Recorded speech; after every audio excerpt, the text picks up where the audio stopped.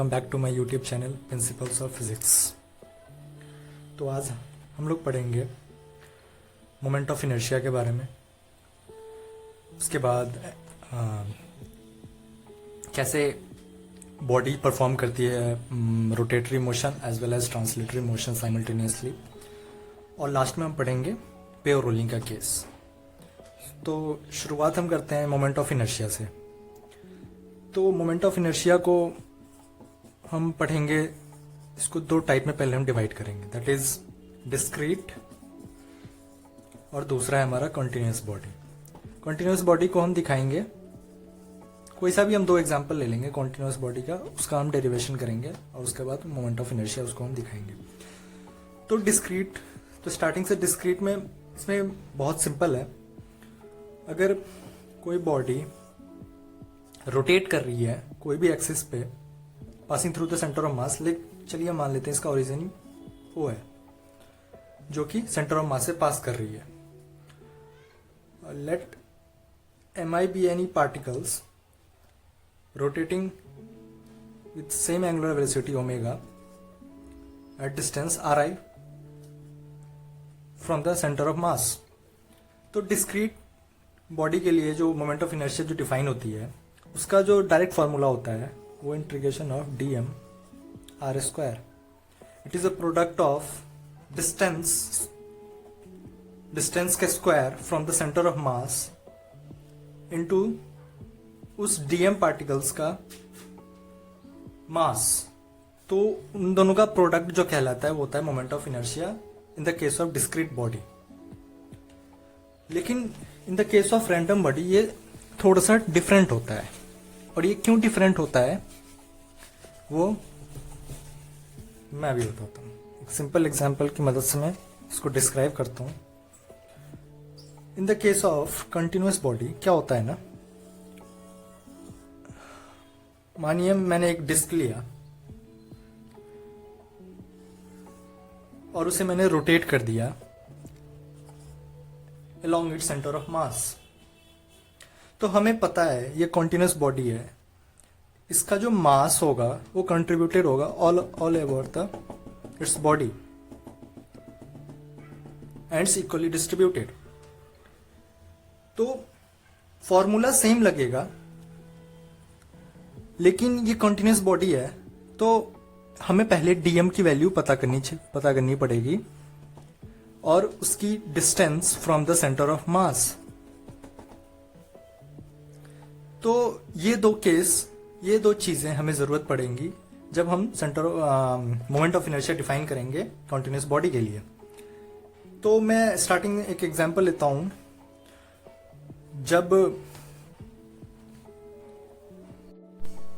तो मैं moment of inertia define करूंगा कॉन्टिन्यूस बॉडी का। अभी मैंने फिलहाल एक डिस्क लिया है जिसका रेडियस r है और मास m है। तो मैं पता करूंगा moment of inertia along the line passing through the centre of mass and is perpendicular to the plane of rotating body, तो वो कितनी होगी। तो इसके लिए हमें दो चीज की जरूरत होगी, डीएम और उस रेडियस की। तो स्टार्टिंग में हम क्या करते हैं, सबसे पहले हम जो होता है वो मास पर यूनिट लेंथ, जो यूनिट मास जो होती है वो कंटिन्यूस बॉडी की, वो पहले हम डिफाइन करते हैं। तो इस केस में अगर मैंने आर रेडियस की डिस्क ली है तो उसका एरिया कितना हो जाएगा, पाई आर स्क्वायर। अब हम कह सकते हैं पाई आर स्क्वायर एरिया का जो डिस्क है उसकी मास m है। सो यूनिट मास कितनी हो गई, m by pi r square.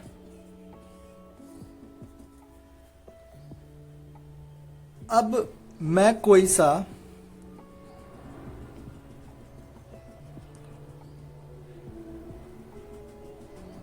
एक रिंग लेता हूं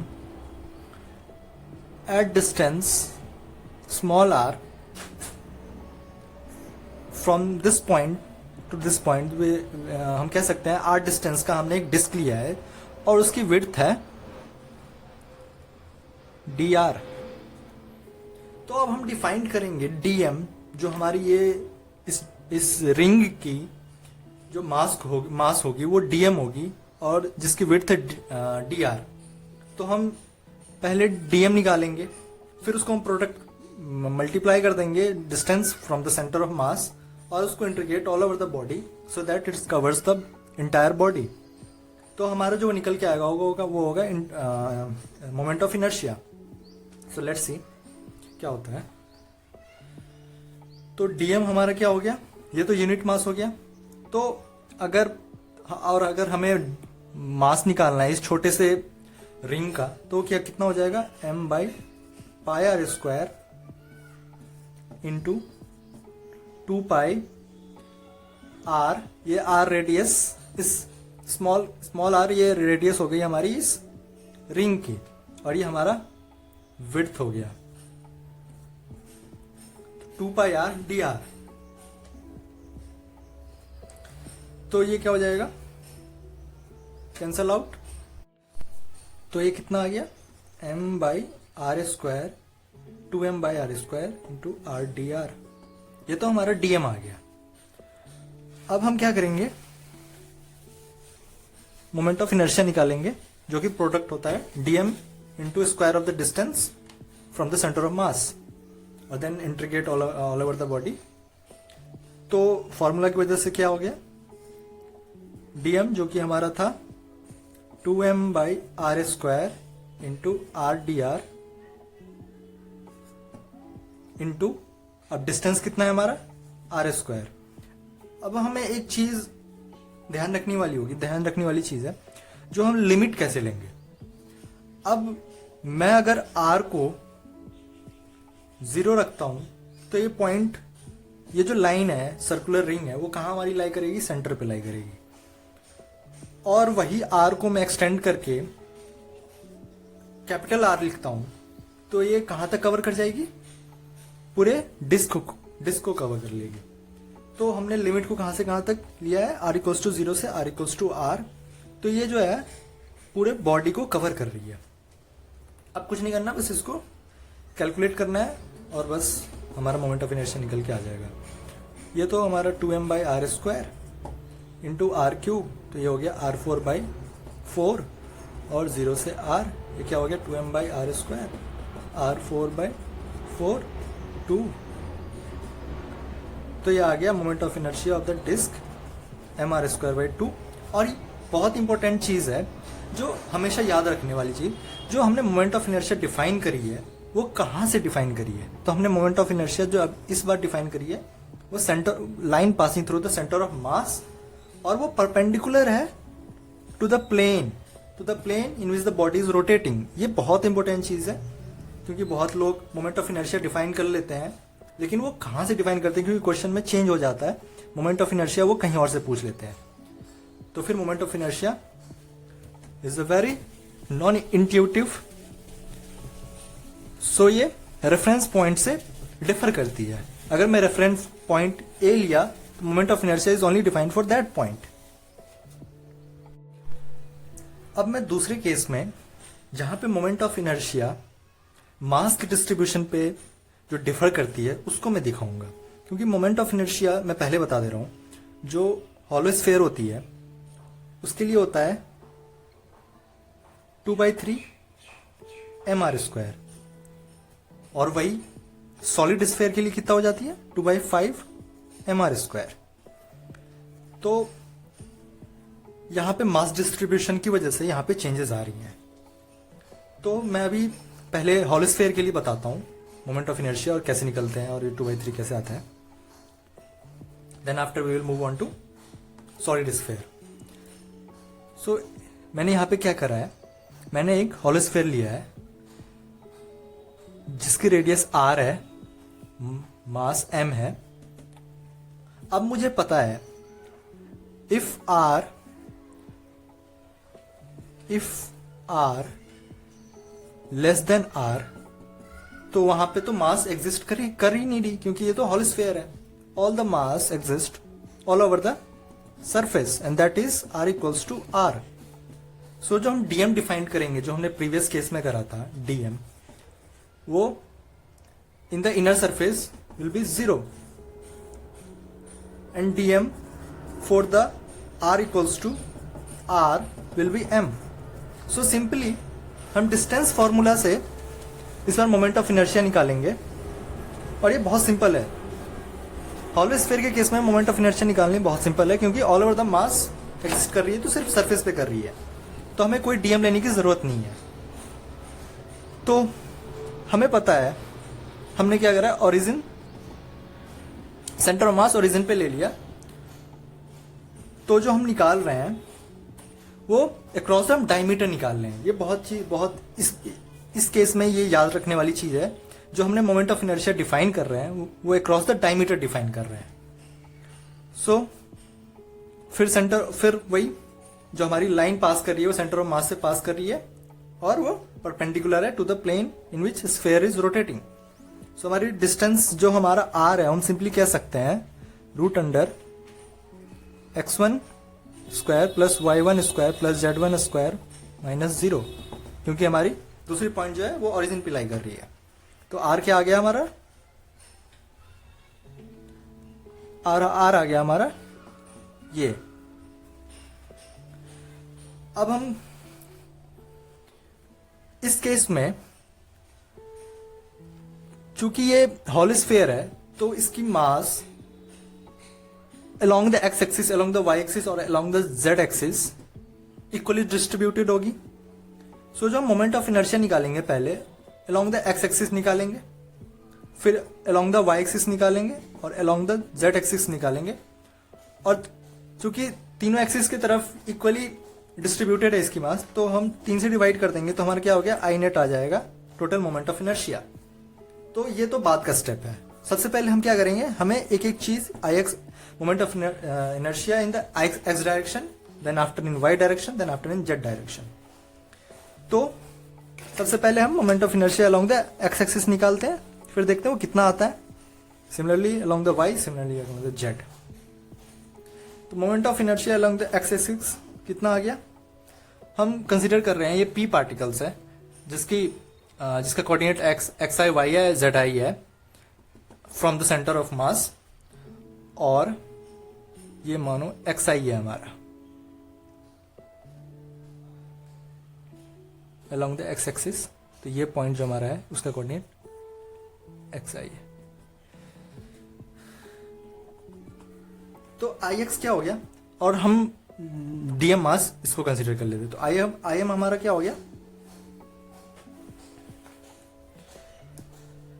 एम डीएम इंटू, और ये तो सिंपल केस है तो हम इसमें समेशन भी यूज कर सकते हैं, डीएम इंटू आर स्क्वायर. और आर कितना हो गया हमारा,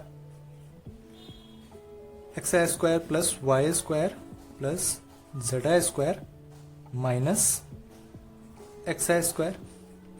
क्योंकि अलोंग द एक्स एक्सिस निकाल रहे हैं तो हमें अलोंग द एक्स एक्सिस दिखाना भी तो होगा. तो ये कितना आ गया, DM into y1 square plus z1 square. ये तो हमारा डिस्टेंस आ गया, और डिस्टेंस हम आर स्क्वायर में लेते हैं इसलिए हमारा ये अंडर रूट हट गया यहां से. तो ये डिस्टेंस का स्क्वायर इंटू मास और समेशन हमारा क्या दे देगा, आई एक्स, जो कि हमने फॉर्मूला डिफाइन कर दिया था फॉर द डिस्क्रीट. ये हम सिंपल डिस्क्रीट बॉडी को लेके चल रहे हैं. सिमिलरली वाई एक्सिस से हमारा क्या हो जाएगा, कितना आएगा, तो डीएम तो हमारा सेम रहेगा लेकिन डिस्टेंस चेंज हो जाएगा. अब डिस्टेंस हमने वाई के रिस्पेक्ट में लिया है, तो जहां पे हमने एक्स डाला था पिछले फॉर्मूले में वहां पे हम वाई डालेंगे तो वाई वाई कट जाएगा और हमारा क्या आ जाएगा, x1 square plus y1 square. Similarly I Z क्या आ जाएगा, डीएम, मास तो सेम रहेगा, मास का भी चेंज नहीं होगा, y1 square plus x1 square. ये हमारा आ गया I x, I y and I z. अब हम क्या करेंगे, तो I x plus I y plus I z. तो हमारा टोटल क्या आ गया, हमारा I equals to I x plus I y plus I z upon 3. और इसको जो हम करेंगे तो वो कितना आना चाहिए हमें, 2m dm into x1 square plus y1 square plus z1 square upon तो अभी नहीं, अभी ये इंटीग्रेट। अब जो हमारा होगा समेशन को हम देखेंगे। ये समेशन ऑफ डीएम हमारा क्या दे रहा है। अब हमने ix, iy एंड iz तीनों केस में ले लिया, और जब डीएम तीनों के केस में समेशन करेंगे तो हमारा क्या दे देगा, टोटल मास। और टोटल मास हमने पहले डिफाइन कर दिया कितना है स्फीयर का, 2m into x1 square plus y1 square plus z1 square. अब हम वो पॉइंट पर जाएंगे जब हमने डिफाइन करा था जो ix, iy और iz जो कि इक्वल एक्सिस है, इक्वल एंगल पे, और मास हमने बोला है, और हमने मास जो डिस्ट्रीब्यूशन बोला है वो इक्वली है along the 3 axis. So I equals to कितना हो जाएगा, 2/3m। और सबसे इंपॉर्टेंट चीज जो x1 square plus y1 square plus z1 square, ये क्या है, distance from the centre of mass और सेंटर, और we can say the centre to the point which is lying on the periphery of this whole sphere. तो ये distance कितनी हो जाएगी हमारी, r स्क्वायर।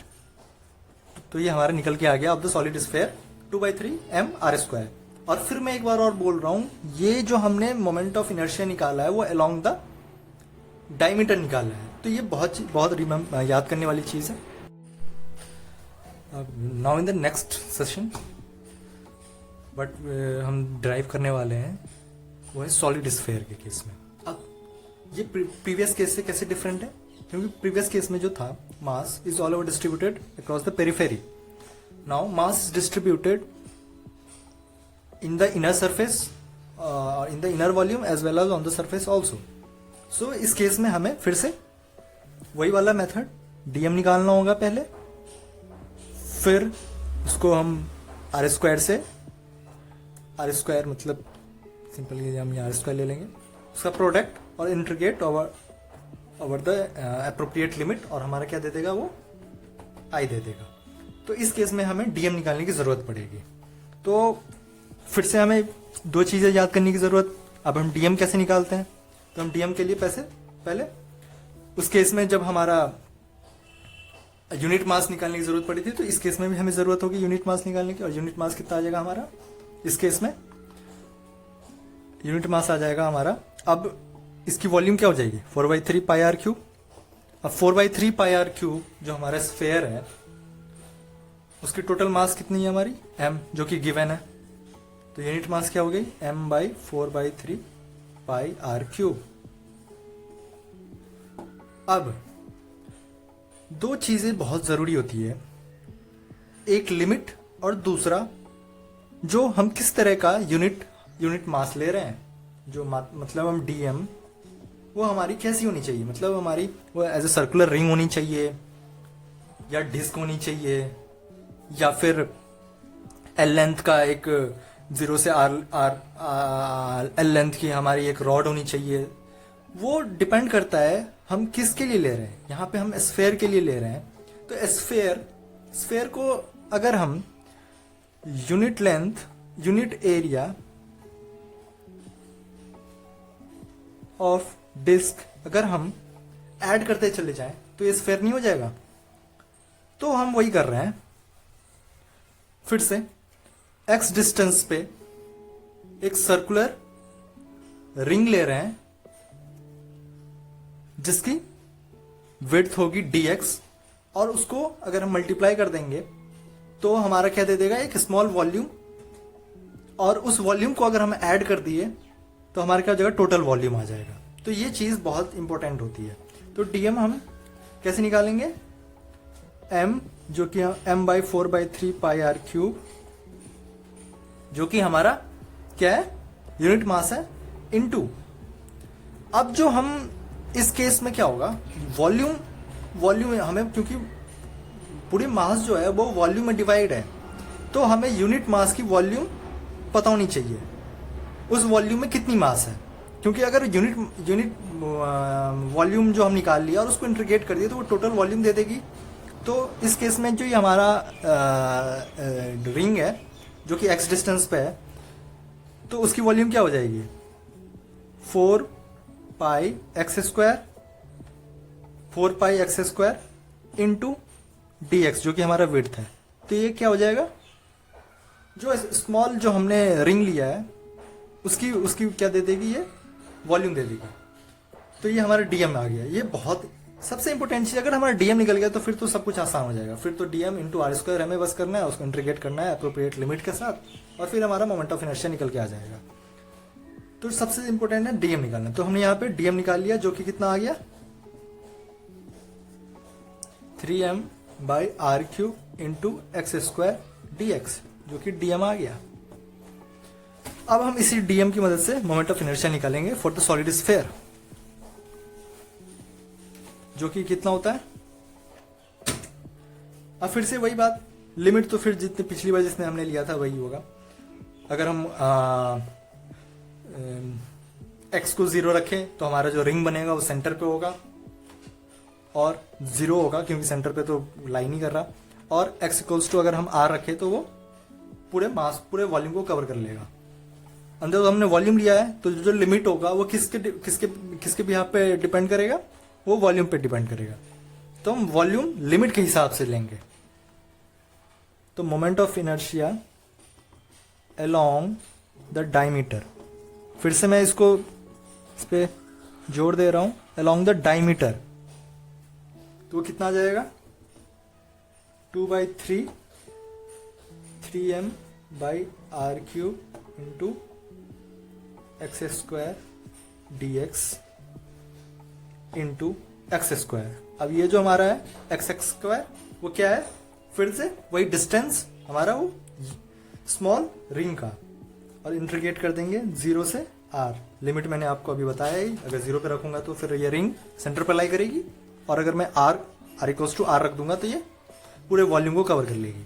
तो अब बस कुछ नहीं करना, हमें सिर्फ कैलकुलेशन करनी है और देखते हैं क्या आता है। 2 से 2 कट गया, 3 से 3 कट गया, 2m by r cube into